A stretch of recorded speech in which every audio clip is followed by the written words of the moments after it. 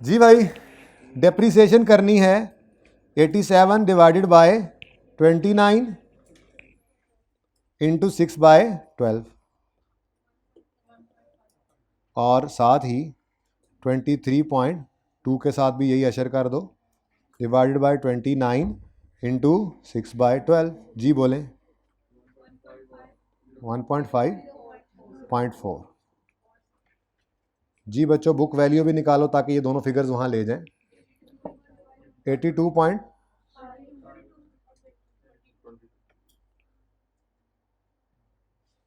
ये वैसे निकाली है फिगर, ये वर्किंग मेन है ही नहीं, इसलिए मुझे कोई ये ना कहे सर एसेट आपने निकाला नहीं किताबों से, ये निकालते वहाँ पे जाके, तो सिर्फ फिगर्स निकाली हैं जो फिगर्स मैंने यहाँ से माइनस करनी थी। तो सर जब सारा ही निकल जाना होता है तो ये क्या तरीका हुआ, थोड़ा भाईजान एंट्रीज भी तो करनी होती हैं अलग अलग, वर्किंग अलग ही रखी है हमने, ठीक है। लेकिन एक एडिशनल काम जो करते होते हैं, जो इंशाल्लाह आज बहुत हेल्प करने लगा है, एक्यूमुलेट एप्शन निकालते हैं। तो 63 नहीं 87, क्योंकि बेटा ये रिवैल्यूएशन असल में सिखाया ये हुआ था कि यहाँ से शुरू करो। अब ये 23.2 कोई बच्चा ज़बानी निकाल ले, कहीं ब्रैकेट में कर ले और यहीं से शुरू करे वर्किंग जहाँ से आज तक शुरू करवाई थी। एक स्टेप पीछे मुझे क्यों जाना पड़ा, सवाल में उसने ये गायब कर दिया था, मैंने निकालना था। मैंने कहा ज़रा कंफर्टेबल वे में करवा दूँ जैसे आप लोगों को आदत है, वरना तो वर्किंग यहाँ से शुरू करते आप 31/15 लिखते, यहाँ 87 लिखते और ये 23/2 इन दोनों कंपैरिजन से कहीं और वर्किंग 1.3.1 करके वहाँ निकाल लेते। मुझे कोई मसला नहीं था, इधर आप लोगों को कंफर्टेबल किया, ठीक है। ओके 87 माइनस 82.5 कितना आता है 4.5, बनता भी इतना ही था। देखो रिवैल्यूएशन इस दिन हुई तो एलिमिनेट होकर नील हो गया था काम, फिर एक 3 और एक 1.5, 4.5 की डेफिनेशन ही एक्यूमुलेट हुई पड़ी है, सही है। और डिस्पोजल के बाद यही निकलेगी। तो जितने सवाल हमने प्रैक्टिस किए थे उनमें ये फिगर ही उठ जाती थी, क्योंकि यहीं पे एसेट बिक जाता था, आगे नहीं जाता था, इसके अंदर ये मसला था। तो पेपर में ऐसे ही हो जाता है कभी कभी, एक आधा स्टेप आगे, टेस्ट में तो लाजमी होता है। क्या हुआ, you are stunned, what happened, what you have done, done are done.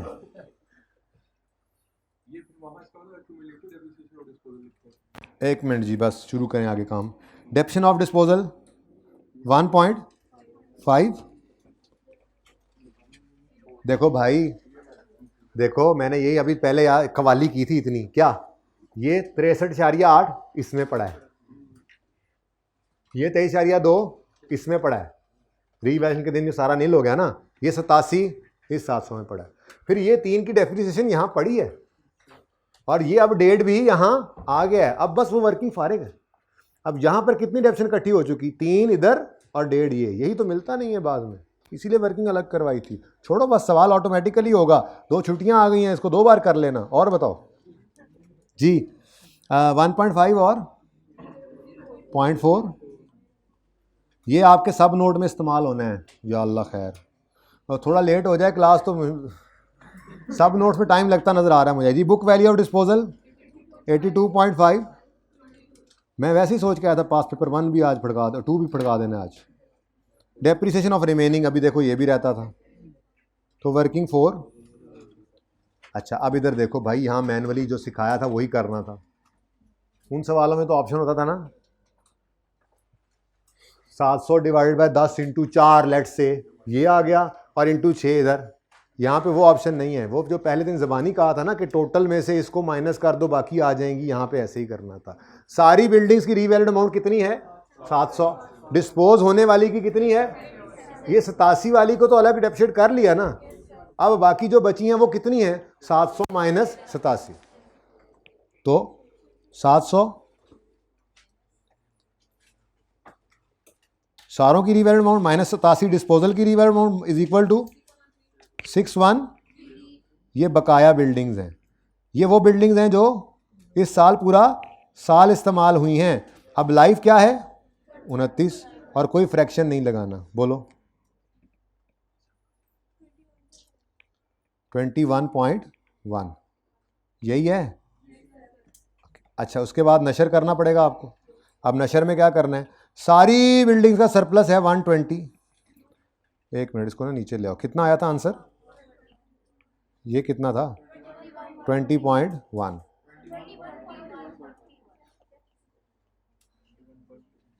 21.1। अब बकाया नशर भी करना है ना हमने। अब सारी बिल्डिंग्स का सरप्लस 120 था सबका, उसमें से हमने कैलकुलेट कर लिया इसका कितना है 23.2, 96.8 डिवाइडेड बाय 29, आंसर इज 21.1 और 3.3। एंजॉइंग? हाँ सुनाओ सुनाओ। कह रहा हूँ कि आपका ठीक है कि 3 उसमें बड़ा बच्चों जब हम जनरल एंट्रीज करते थे हम डिस्पोजल की एक्यूमुलेटिव निकालते थे। हाँ तो वो निकालेंगे। ठीक है। हाँ अब यहाँ हमने 1.5 निकाली, 3 का बात कब? यहाँ ये 3 यहाँ पे निकल चुका है, 1.5 यहाँ निकल गया, जो बाकी बचा वो बुक वैल्यू थी वो ये निकल गई। ये वर्किंग है। ये कौन सा एसेट अकाउंट है मेरे चांद? 4.5 ही निकालता हूँ मैं, सब्र तो करो, ठीक है। लेकिन वो डेप्रिसिएशन पहले फेंकी है तभी निकलेगी ना 4.5। 3 16 के अंदर डेप्रिसिएशन बन जाएगी एक्सपेंस, वो 17 के ओपनिंग में आएगी, 1.5 मजीद इसकी जाएगी तो 4.5 बन के निकल जाएगी, ठीक है। ओके जी, बुक वैल्यू बताएं। 5.9 90.27 कैसे हो गया? मैं तो तीसरे पे गया ही नहीं। ये इसका आंसर बताओ, दूसरा डेसिमल कैसे आ गया जी? 31 दिसंबर 17 पे फिर रेवोल्यूशन आ गया, तो रीवैल्यूड ए अमाउंट लिखो। अब के बार क्या आया? रेवोल्यूशन पस्तियों में गिरा गया 463। यदि कमी रहेगी इस सवाल से तो घुमा के रख दिया है जी। जी मैंने कहा इधर ही घूम लो जो घूमना है, पर्चे में आई कैप पे घूमना अच्छा नहीं होता जी। 107.9 नेगेटिव लॉस हुआ है ना, तो रीवैल्यूएशन लॉस आ गया। ये 90 गया सारा, और कितना बच गया? 4।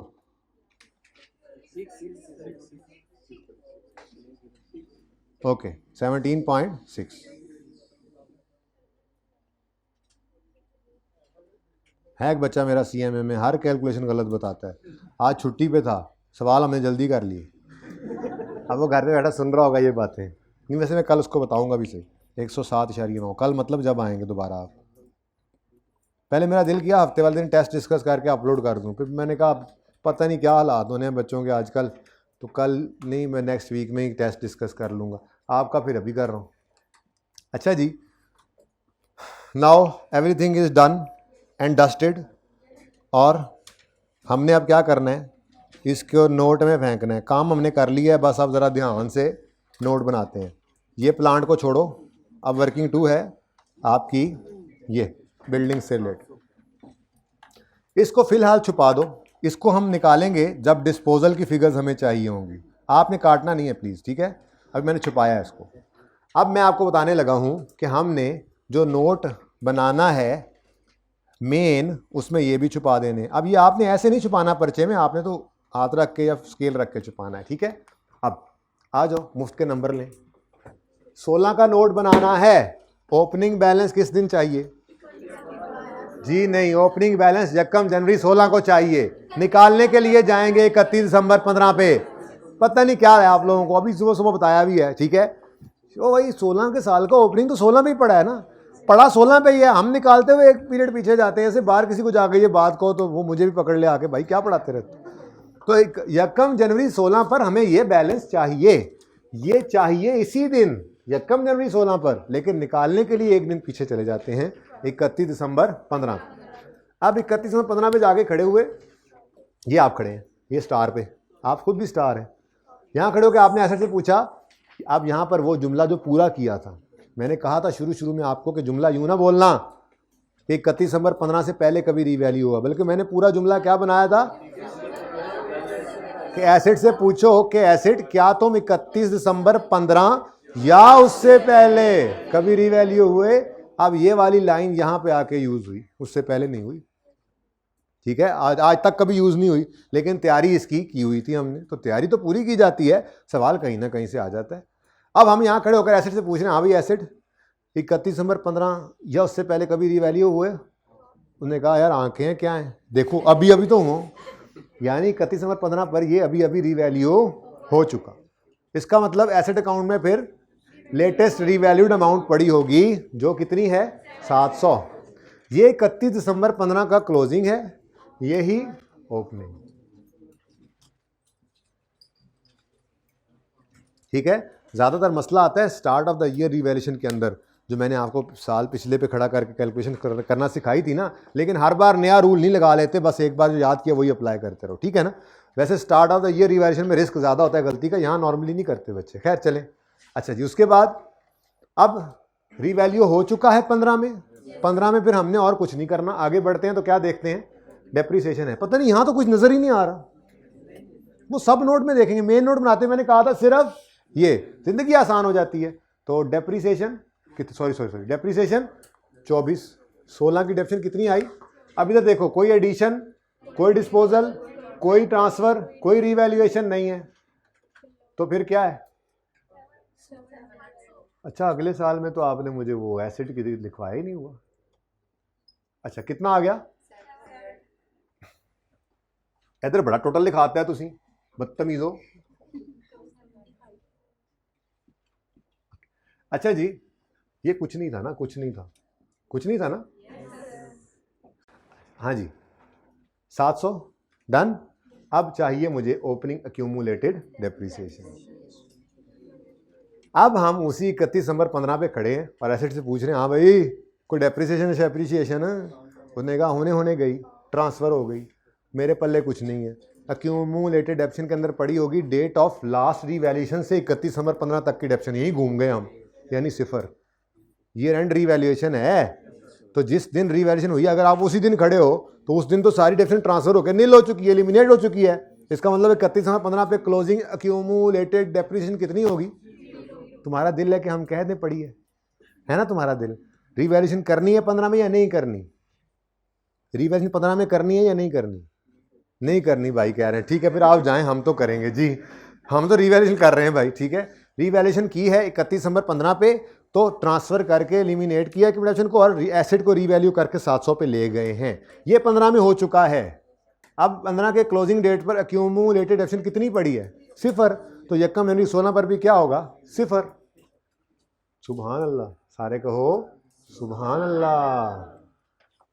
इसको ये हजम नहीं हुई बात, इससे पूछो क्या मसला है, इसको पूछना यार, पूछना भाई पूछ लेना यार।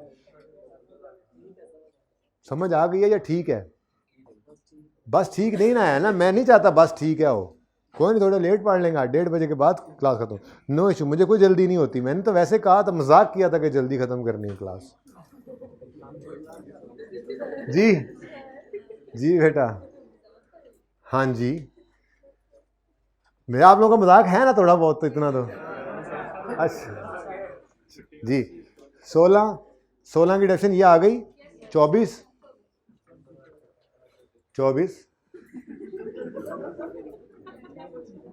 जी। वर्किंग नंबर कौन सा है? हाँ तो ठीक है ना, मेरा आपका मजाक है, आपका मेरा तो थोड़ा ही है। उसके बाद प्लीज, उसके बाद 16 खत्म हो गया, 17 में गड़बड़े हैं। इधर देखो, कोई ट्रांसफर नहीं, कोई डिस्पोजल नहीं, इम्पेयरमेंट भी कोई नहीं, तो ये जाहिर है 15 के एंड पे तो रीवैल्यू हो गया था, तो एक्यूमुलेशन वैसे ही नील हो गई थी। तो 16 में सिर्फ एक 16 के साल की ही डेप्शन पड़ी होनी है, वही पड़ी है, देख लो। अब बताएं जी, 676 और ये मैच करेगा आपकी वर्किंग से, चेक कर लो। 31 दिसंबर 16 की बुक वैल्यू यही आ रही है, और इससे पहले वाली रीवैल्यूड अमाउंट ये थी, तो उसी पर ही नजर आ रहा है ऐसे जी। रीवैल्यूएशन मॉडल मेथड कौन सा है? स्ट्रेट लाइन है, पूरा लिखना आप, स्ट्रेट लाइन मेथड।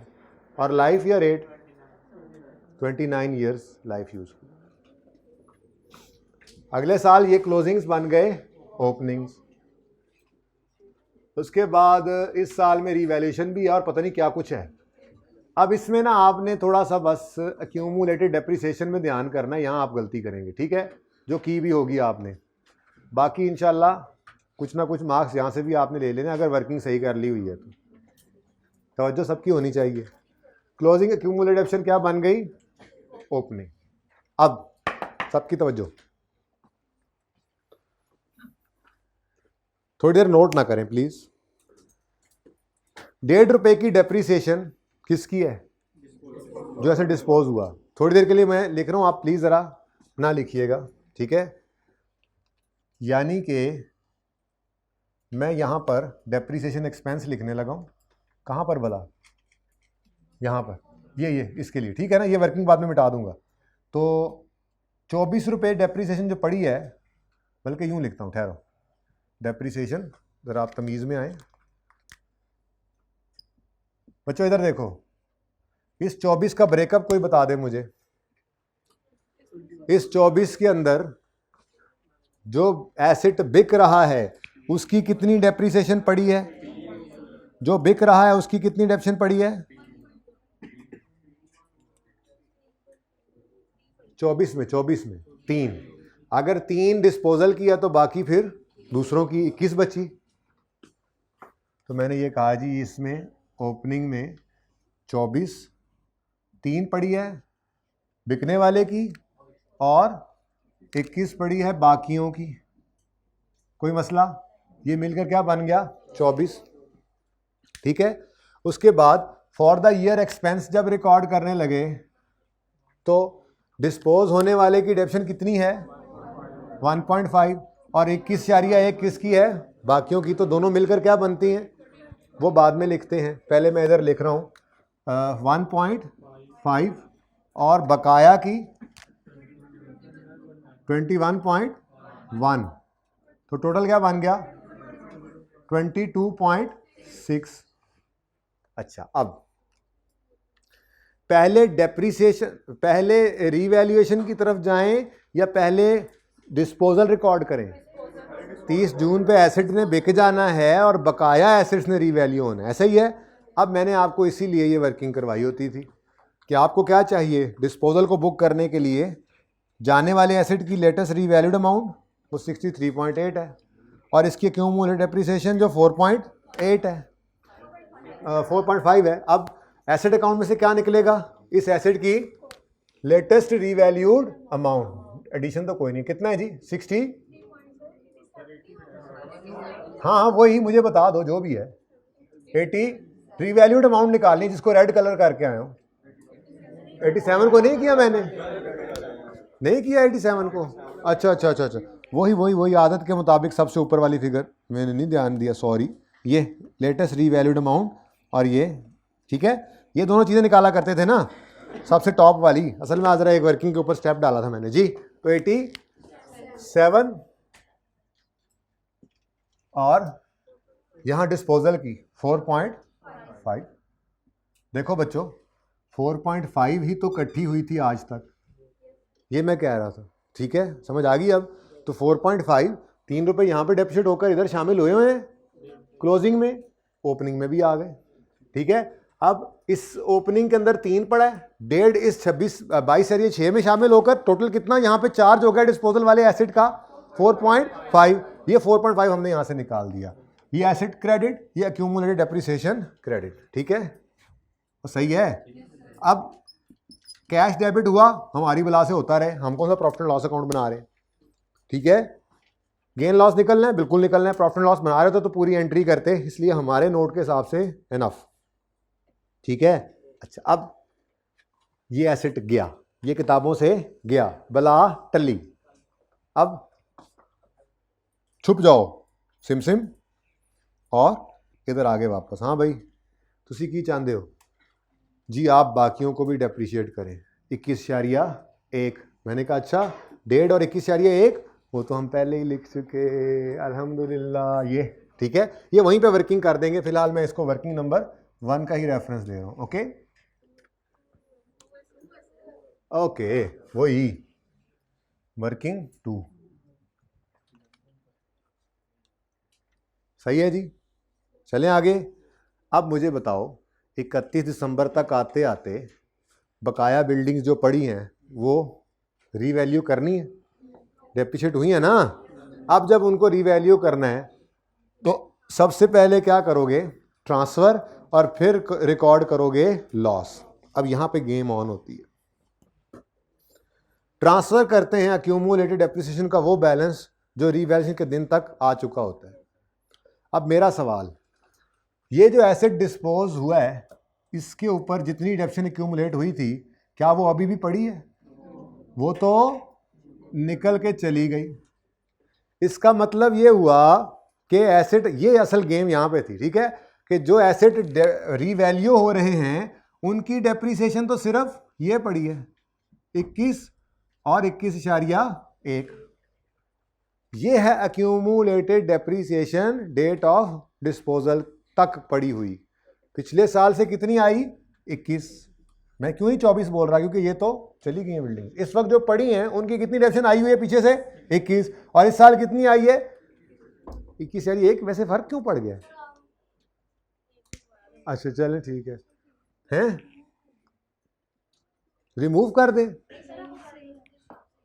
चलें ठीक है, ओके वट एवर जी, कोई बात नहीं, आंसर तो सही आएगा जिसने नहीं लिखा वो भी। अच्छा अब मुझे बताओ, ट्रांसफ़र की एंट्री करनी है तो अक्यूमुलेटेड डेप्रिसिएशन कितनी पड़ी होगी? इस सारे को टोटल करो। देखो देखो उसूल क्या, तरबियत क्या दी हुई है आज तक, इस सारे को टोटल करो, कितना बनता है? कितना बनता है? 46.6। इस सारा 46.6 यहां से ट्रांसफर कर दो, क्या ये सही होगा? 46.6 आया जरूर था, लेकिन 4.5 तो वैसे ही डिस्पोजल वाले एसिड का निकल गया, तो बाकी क्या बचा पड़ा है? 42.1। तो हमने ट्रांसफर क्या करना है फिर?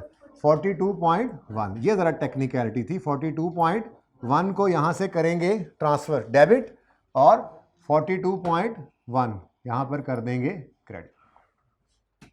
ठीक है, उसके बाद बस क्या करना है? लॉस रिकॉर्ड करना है 107.9। तो 107.9 लॉस है नेगेटिव। ये लो आंसर बताओ।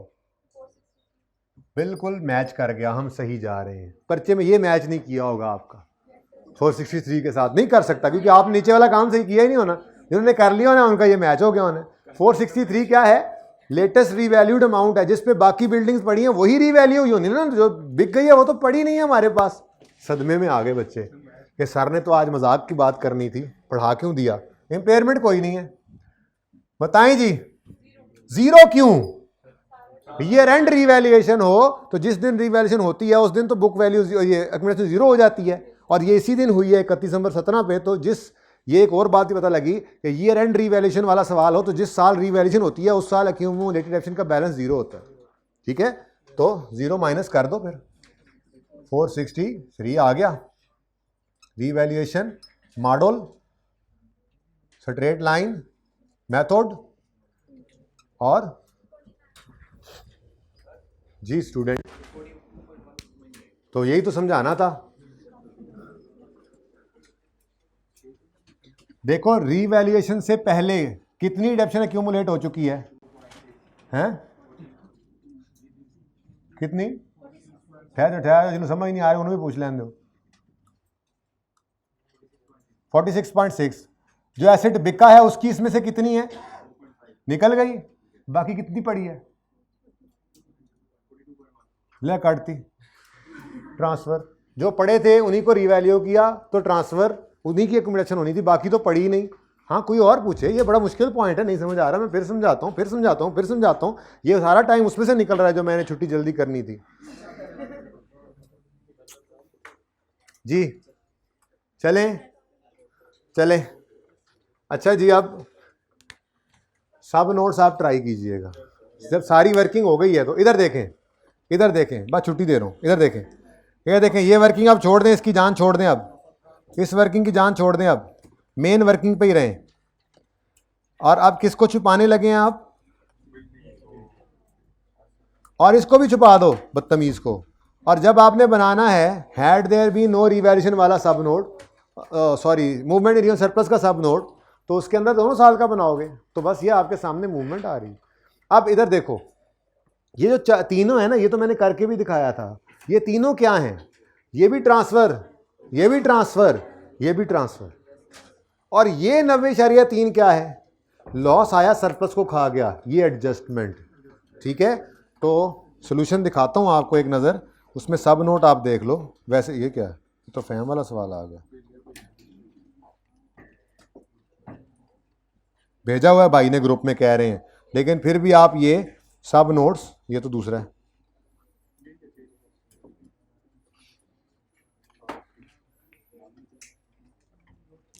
What is happening? It is happening.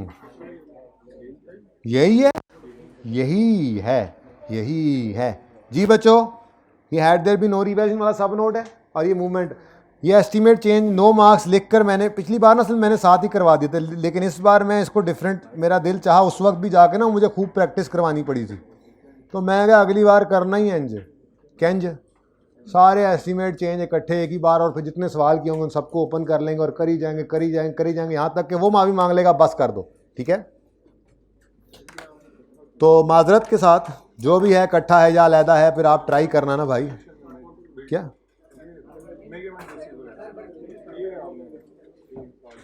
ये इकट्ठा कर दिया है, अलहदा कर दो। आपने अपना काम करना है, चेक करने के लिए सिर्फ फिगर्स के लिए मैंने ये फिगर आपको ये वर्किंग शेयर की है, इसको ट्राई कीजिएगा। और पास पेपर 2 अभी भी आपका होमवर्क है, हुसैन एसोसिएट, वो जो क्वेश्चन बैंक के सवाल दिए थे इम्पेयरमेंट के, वो भी कर लीजिएगा। ट्यूसडे को इंशाल्लाह हम, और कुछ बचा नहीं है माजरत के साथ, हमें अब impairment he start, reversal of impairment he start करना पड़ेगा। ज़िंदगी रही तो होगी मुलाकात ट्यूसडे को। जी अल्लाह हाफिज़।